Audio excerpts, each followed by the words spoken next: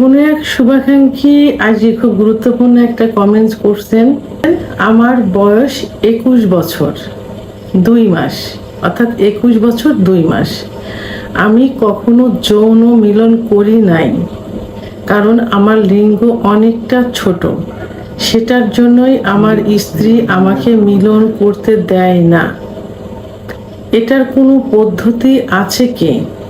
যদি থাকে তাহলে অবশ্যই জানাবেন, আমি খুব সমস্যার ভিতরে আছি। আসসালামু আলাইকুম, আমি প্রভাষক ডাক্তার রিক্তা পারভিন, হোমিওপ্যাথি এবং আয়ুর্বেদিক চিকিৎসক। এই কমেন্টসটা প্রায়ই কিন্তু থাকে এবং অনেকেই এটা জানতে চায় এবং এই সমস্যায় কিন্তু ভুগছে। কেউ বলে, কেউ বলতে চায় না, লজ্জা পায় ইত্যাদি। অর্থাৎ তার কথা এটাই বোঝা যাচ্ছে যে তার বয়স 21 বছর। সে ভয়ে কোনো যৌন মিলন করেনি, বিয়ের পরে স্ত্রীর সঙ্গে যৌন মিলন করেনি, কারণ তার লিঙ্গ অনেক ছোট। এখন এই ছোট লিঙ্গ দিয়ে সে স্ত্রীকে সুখ দিতে পারবে কিনা সেই পদ্ধতিটাই জানতে চেয়েছেন।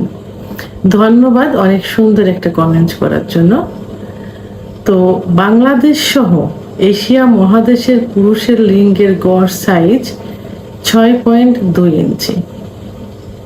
বাংলাদেশের পুরুষরা সাধারণত 4-4.5 ইঞ্চির মধ্যে, অর্থাৎ বাংলাদেশের পুরুষের লিঙ্গের গড় সাইজ 4, 4.5 এবং 5-এর মধ্যে সীমাবদ্ধ থাকে। এর থেকেও ছোট থাকে, কারো দেখা যায় 3 ইঞ্চি, 3.5 ইঞ্চি হয়ে থাকে।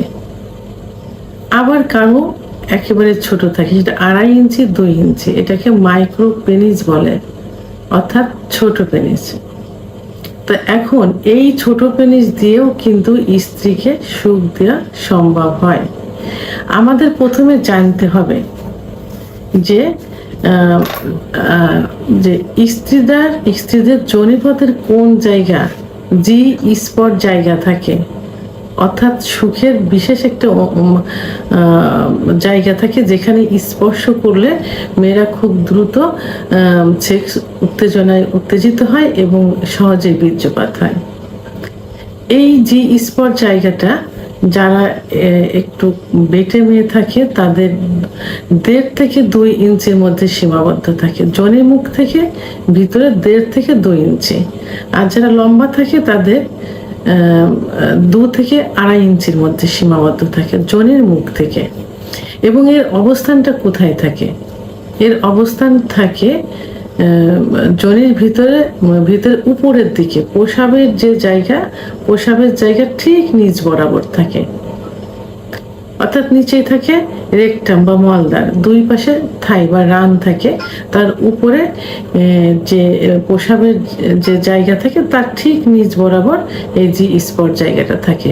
তাই এখন গড়ে হলো 1.5 থেকে 2.5 ইঞ্চির মধ্যে কিন্তু স্ত্রীদের সুখের স্থান জি স্পট জায়গাটা থাকে, যেখানে পুরুষের পুল্লিঙ্গ স্পর্শ করলে, সংঘর্ষ করলে বীর্যপাত হয়।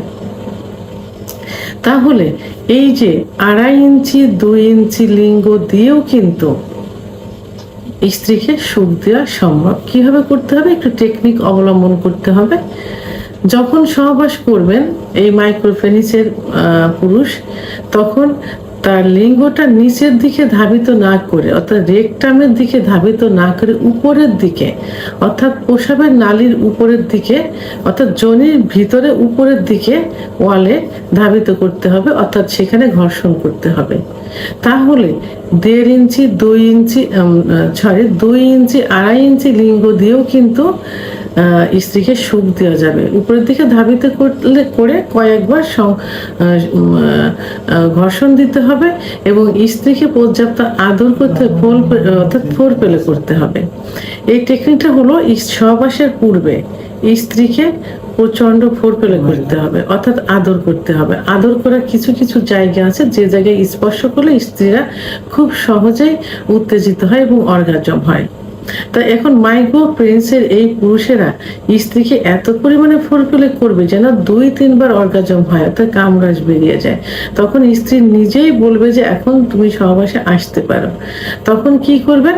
তখন সহবাস শুরু করে লিঙ্গটা নিচের দিকে ধাবিত না করে উপরের দিকে ধাবিত করে ঘর্ষণ করতে থাকবে এবং সহবাস চলাকালীন অবস্থায় স্ত্রীকে ফুলফিল করতে হবে। তাহলে খুব তাড়াতাড়ি অর্থাৎ যোনির মধ্যে প্রবেশের 2-1 মিনিটের মধ্যে কিন্তু স্ত্রীর বীর্যপাত হয়ে যাবে। এই টেকনিকটা অবশ্যই অবলম্বন করতে হবে। এবং যাদের পেনিস 2 ইঞ্চি তারা কি করবেন? তারা একটু টেকনিক অবলম্বন করে লম্বা মেয়ে বিয়ে করবেন না, একটু বেটে মেয়ে বিয়ে করবেন। কারণ বেটে মেয়েদের জি স্পট জায়গাটা 1.5 থেকে 2 ইঞ্চি ভিতরে থাকে।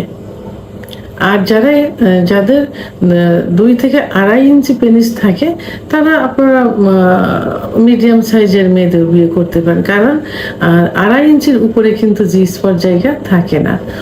তাহলে এখন এই শুভাকাঙ্ক্ষী, আমার ছোট্ট এই শুভাকাঙ্ক্ষী সহ সবার উদ্দেশ্যে, যারা এই সমস্যায় ভুগছেন সবার উদ্দেশ্যে বলছি, আপনাদের লিঙ্গ যদি ছোট থাকে অর্থাৎ মাইক্রোপেনিস হয়, আপনারা চিন্তিত হবে না, শুধুমাত্র একটু টেকনিক অবলম্বন করবেন। সেটা কি? স্ত্রীকে পর্যাপ্ত ফুলফিল করে উত্তেজিত করে সহবাসে লিপ্ত হবেন, লিঙ্গকে নিচের দিকে ধাবিত না করে উপরের দিকে ধাবিত করে, এবং সেখানে ঘর্ষণ করবেন। মিলনে যাওয়ার পরেও স্ত্রীকে পর্যাপ্ত ফুলফিল করবেন।